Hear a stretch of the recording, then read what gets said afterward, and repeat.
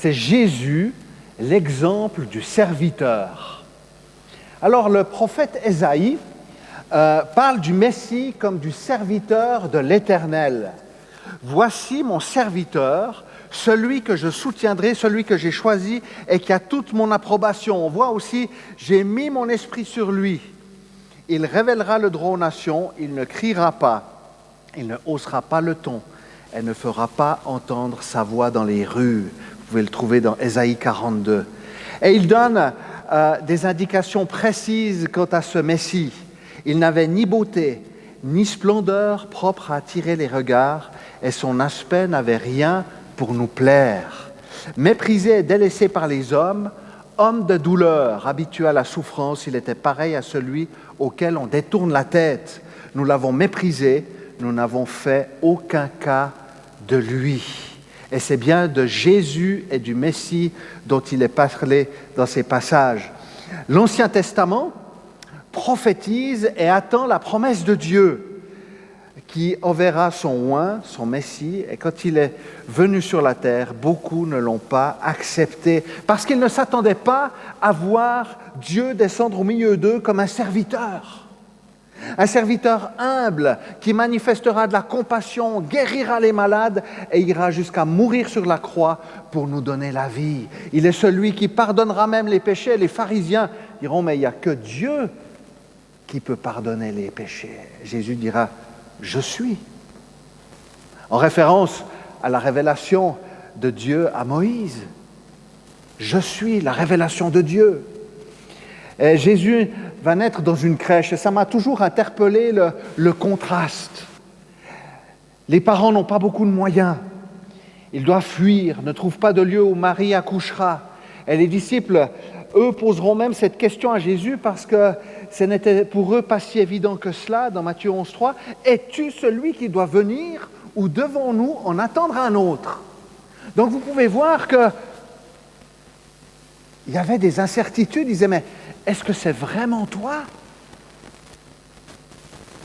Les Juifs, et il faut bien être clair sur cette question-là, s'attendaient à un Messie triomphant qui les délivrerait des nations oppressantes avec un bâton de fer, mais ils n'avaient pas conscience que celui qu'ils attendaient viendrait les libérer du pouvoir de l'ennemi de leurs âmes, du diable, et surtout de leurs péchés.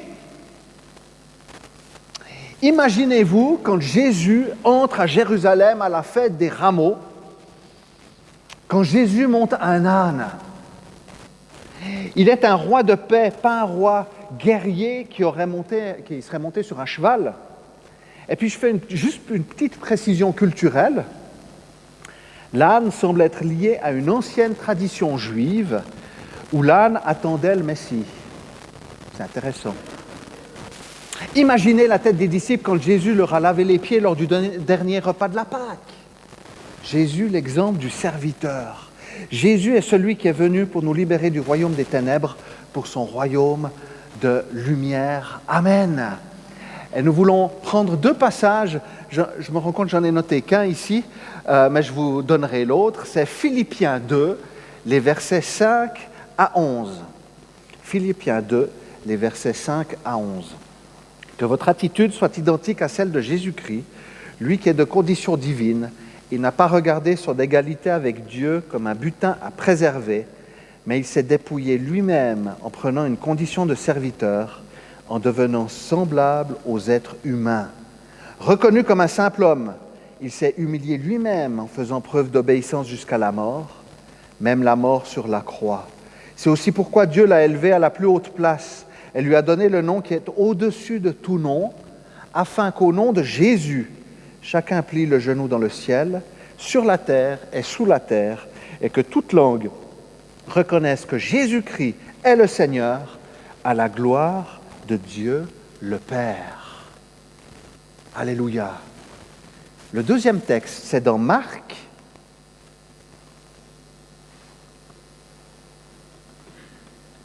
« 10, 42 à 45 ». Jésus les appela et leur dit, « Vous savez que ceux que l'on considère comme les chefs des nations dominent sur elles et que leurs grands les tiennent sous leur pouvoir. Ce n'est pas le cas au milieu de vous. Mais si quelqu'un veut être grand parmi vous, il sera votre serviteur. Et si quelqu'un veut être le premier parmi vous, qu'il soit l'esclave de tous. En effet, le Fils de l'homme est venu non pour être servi, mais pour servir et donner sa vie en rançon pour beaucoup. Jésus, l'exemple du serviteur. Je vais prendre un premier point. Le monde veut des maîtres, le royaume de Dieu appelle des serviteurs. Jésus a pris la condition de serviteur, il s'est abaissé jusqu'à nous, étant pleinement homme et pleinement Dieu. C'est très très important.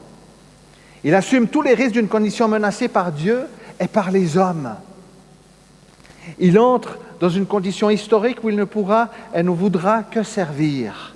Il ne fera rien de ce qu'il voit au Père. Il est dans une soumission au Père, dans sa condition humaine, jusqu'à la mort, accomplissant la volonté de Dieu et de par là établissant son royaume. Et les disciples sont dans une grande discussion. Ils aimeraient savoir qui est le plus grand. Et vous connaissez certainement ce passage où tout le monde va s'offusquer en disant « Mais n'êtes-vous pas un petit peu gonflé ?» Il y a même la mère qui va s'en mêler en disant « Mais on aimerait bien savoir qui sera à droite et à gauche de toi. » Il y a peut-être déjà des petites notions de pouvoir et envie d'avoir un peu de prestige. J'aimerais savoir qui est le plus grand. Et Jésus va renverser la tendance. Si quelqu'un veut être le premier parmi vous, qu'il soit l'esclave de tous.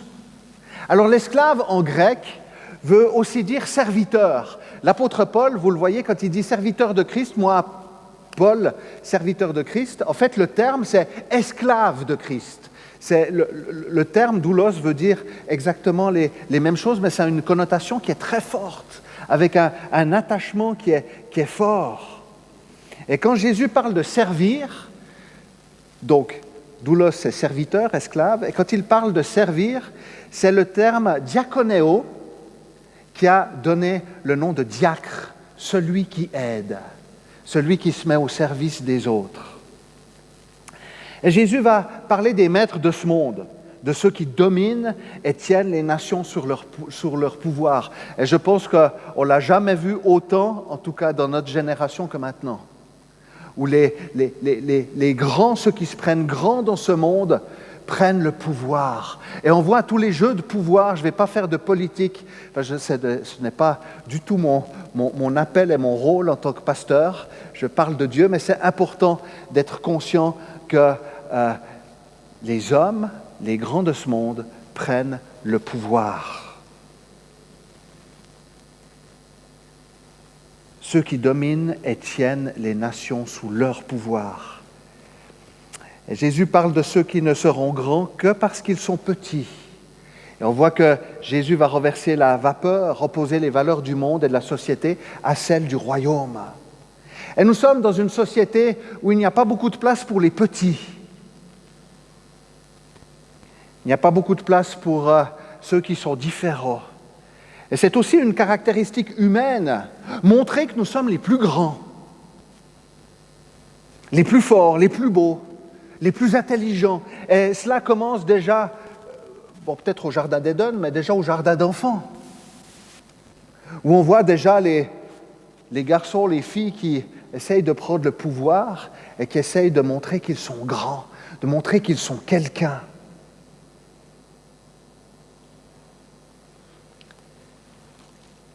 L'Écriture nous le dit dans Romains 12, 16, « N'aspirez pas à ce qui est élevé, mais laissez-vous attirer par ce qui est humble. » Est-ce que cela voudrait dire que je dois laisser de côté mes ambitions? Si nous sommes serviteurs, cela implique que nous avons un maître. Et ce maître, c'est le Christ. Je n'ai pas besoin de lutter et d'écraser les autres pour exister. Certains cherchent une position, une place et emploieront tous les moyens possibles et inimaginables pour y arriver, mais ne finirait-on pas par se perdre? Serviteur du Christ, esclave de Jésus, implique un attachement et la réalité qu'il nous conduit et qu'il nous met à la bonne place. Les disciples avaient ambitions d'avoir une bonne place près de Jésus quand il serait dans son royaume. Et cela va induire une comparaison, une vive comparaison entre eux. Qui est le plus grand ?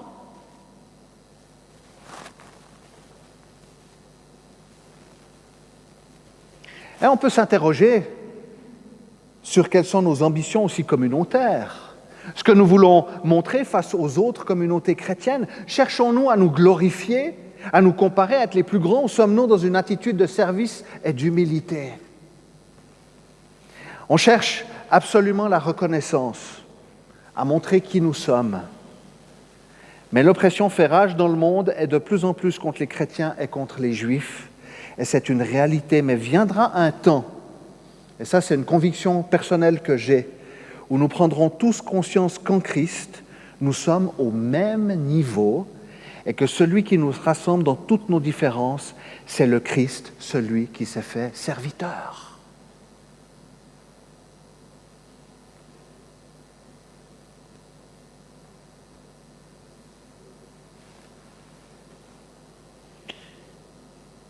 Nous sommes serviteurs du Prince de la paix et de par là, nous devrions être des ambassadeurs de paix, de réconciliation et d'unité.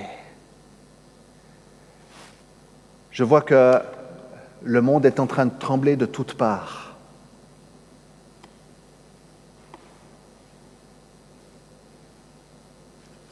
N'oublions pas que nous sommes des serviteurs de Jésus et que nous sommes appelés à être unis les uns avec les autres, avec celles et ceux qui croient que Jésus-Christ est le Sauveur, est le Seigneur, ceux qui croient que Jésus est le Messie. Amen. Vous êtes avec moi ? Je continue. Que votre attitude soit identique à celle de Jésus-Christ. Jésus s'est dépouillé pour devenir semblable à nous. Il s'est mis à notre hauteur tout en restant Dieu. Pratiquement, soyons de ceux qui s'emploient à écouter et à comprendre à la place de montrer que nous savons.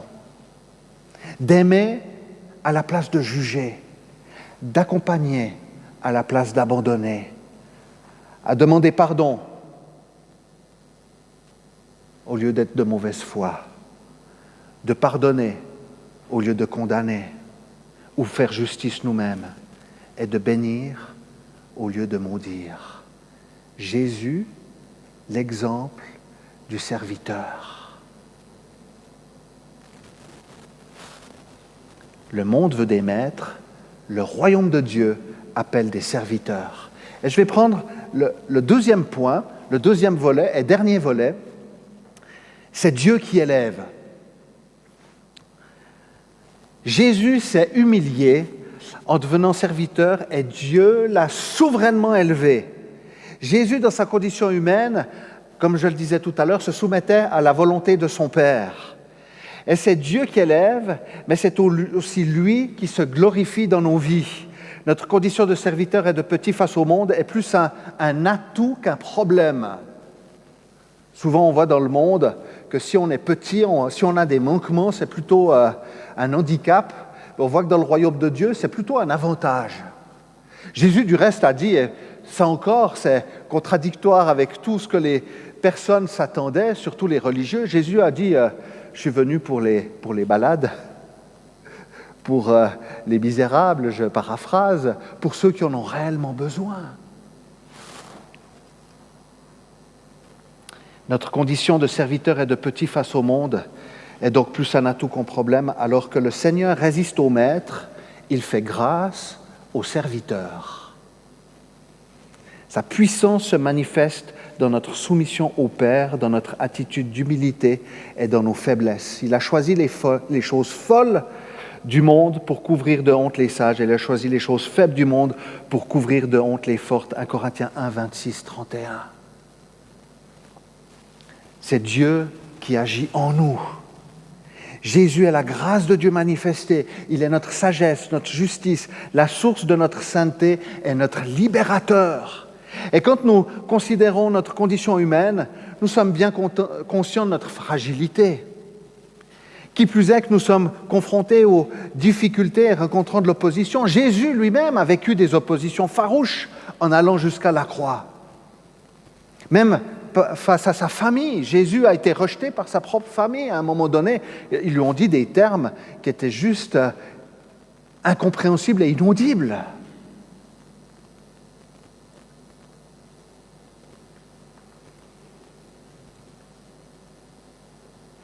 L'attitude d'obéissance de Jésus a été totale et n'a pas fait de compromis face au piège des pharisiens, aux tentations du diable. Il a tenu ferme et l'opposition a été farouche. Si Jésus avait écouté les hommes, même ses disciples, il ne serait pas allé à la croix. Du reste, vous vous souvenez quand Jésus va leur dire qu'il va vivre beaucoup de choses compliquées et puis qu'il va partir sur la croix à Pierre, il va dire non, ça ne t'arrivera pas. Jésus va lui dire, mais arrière de moi, Satan.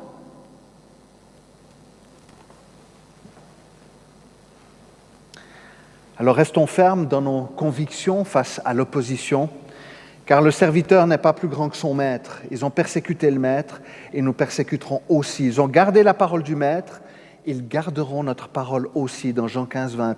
Et c'est intéressant de voir qu'il y a ces deux dimensions, à la fois l'opposition du monde et à la fois l'impact des paroles de l'Évangile, que l'opposition du monde ne nous empêche pas de proclamer la parole de Dieu.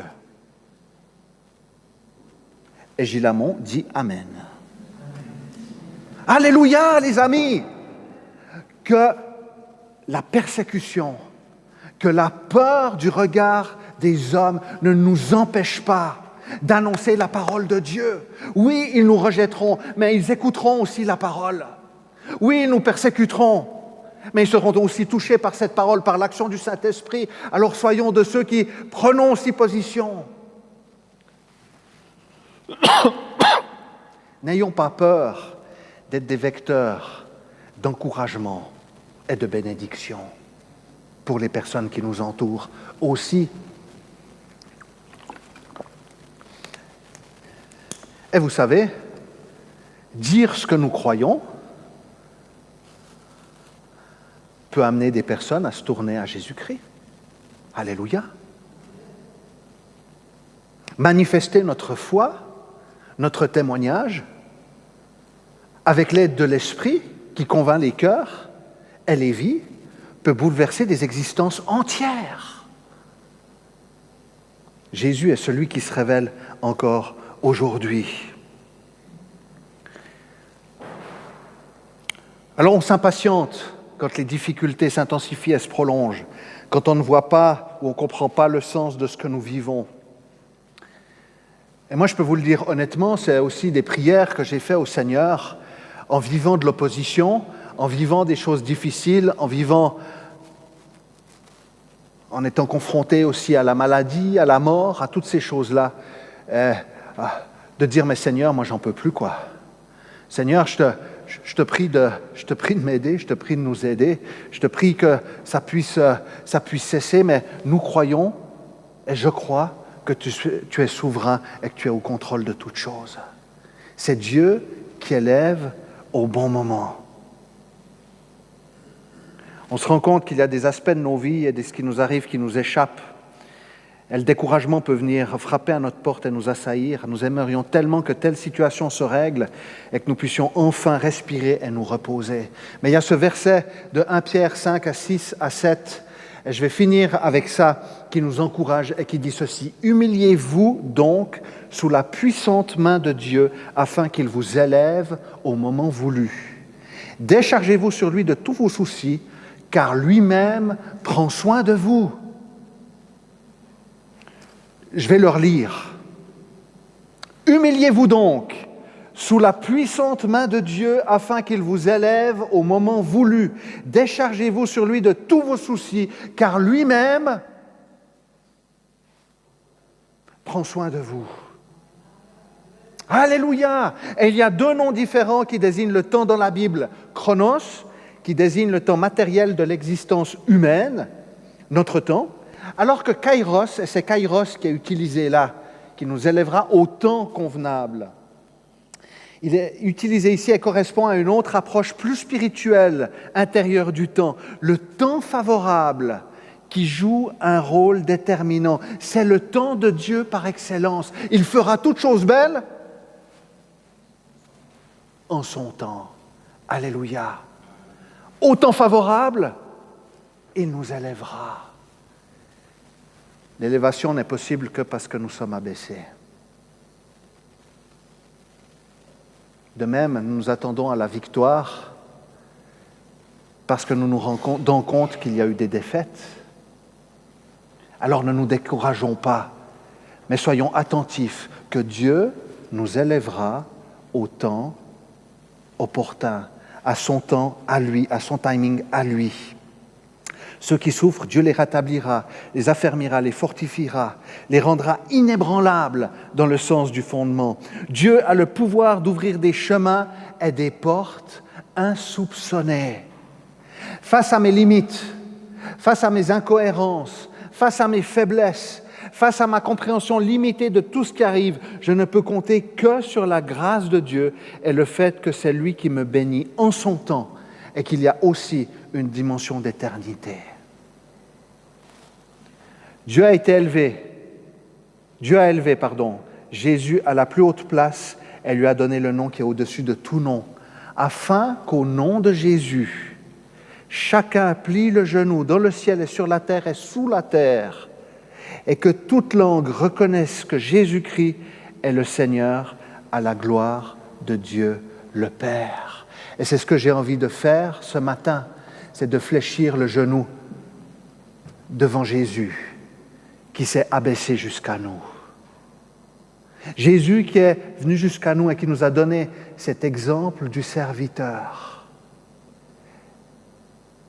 Et de dire ce matin, Seigneur, je désire te servir de tout mon cœur. Je ne suis pas simplement un enfant, mais je suis aussi un serviteur. Jésus est venu et il reviendra pour juger la terre et sauver ceux qui lui appartiennent. Nous serons élevés dans les airs et rassemblés ensemble dans sa présence pour l'éternité. Soyons de ceux qui fléchissons le genou devant le roi des rois et le Seigneur des seigneurs. Il revient bientôt.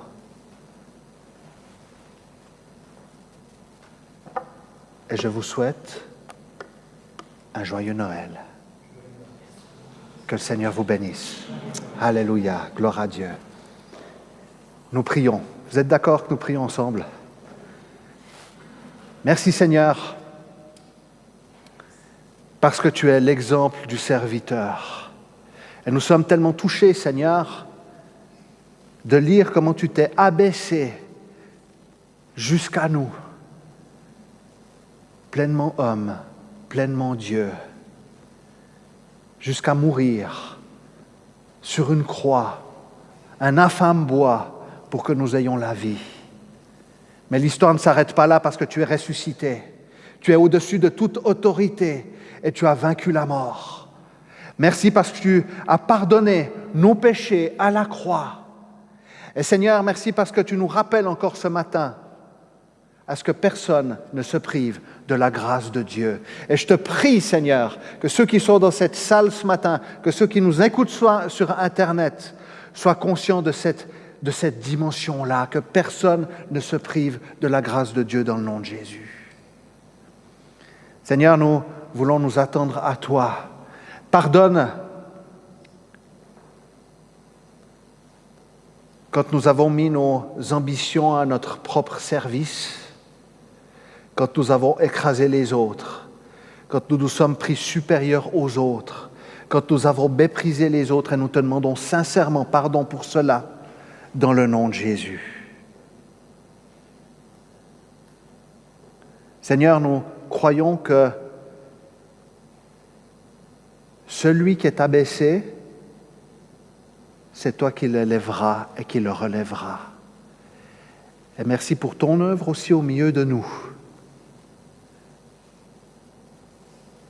Seigneur, je te prie que ceux qui sont fatigués, découragés, peut-être arrêtés, puissent se relever ce matin dans le nom de Jésus. Je te prie encore, Seigneur, que ceux qui sont malades puissent être guéris. Seigneur, je te prie que ceux qui n'ont jamais entendu la parole de Dieu puissent encore l'entendre et faire une démarche avec toi. Les perdus seront sauvés dans le nom de Jésus. Nous te le demandons, Seigneur. Seigneur, je te prie, Noël, c'est l'occasion des rencontres de famille. Nous avons parlé d'opposition, que toi, tu as aussi vécu de l'opposition. Et j'aimerais, Seigneur, encore bénir toutes les familles qui sont ici représentées et te demander, Seigneur, ta sagesse dans les discussions et dans les rassemblements. Que l'amour soit la paix et la paix soit notre motivation, Seigneur, dans le nom de Jésus. Et nous te prions, par l'action de ton esprit, de convaincre encore les personnes de péché, de justice et de jugement dans le nom de Jésus. Seigneur, merci parce que tu es le prince de la paix et que tu viens nous remplir de ta paix et que tu fais de nous des artisans de paix. À toi soit toute la gloire, Seigneur, dans le nom de Jésus. Amen.